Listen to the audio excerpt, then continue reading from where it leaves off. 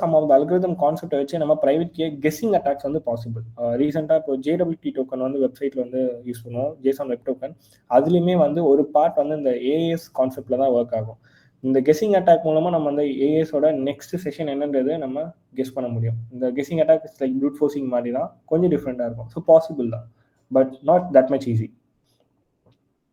Okay, another question. What were your source to learn about cybersecurity?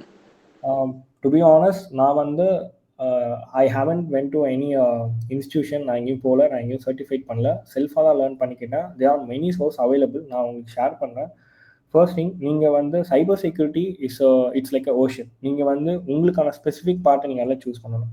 To start ஒரு kick ஸ்டார்டாக நீங்கள் இருக்கிறதுக்கு என்னோட ரோட் மேப் நீங்கள் ஃபாலோ பண்ணிக்கலாம். அதை பற்றி நீங்கள் ஜஸ்ட் கூகுள் பண்ணுங்கள். ஃபார் எக்ஸாம்பிள் ஓஎஸ் பற்றி படிக்கிறதுக்கு தேர் ஆர் டன்ஸ் ஆஃப், நான் ஸ்பெசிஃபிக்காக ஒரு யூடியூப் சேனலில் சொல்ல மாட்டேன், ஏன்னா நான் ரேண்டமாக தான் சர்ச் பண்ணுவேன். அதில் ஒரு 10 வீடியோ பார்ப்பேன், ஸ்பெசிஃபிக்காக எதனா ஒன்று குட்